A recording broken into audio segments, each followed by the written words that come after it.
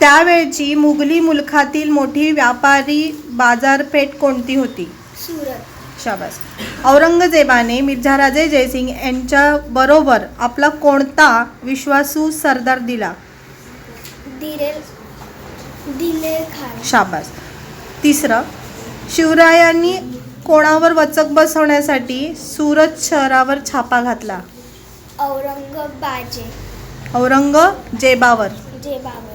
ही spelling लिहायची हां. पुरंदरचा किल्लेदार कोण होता?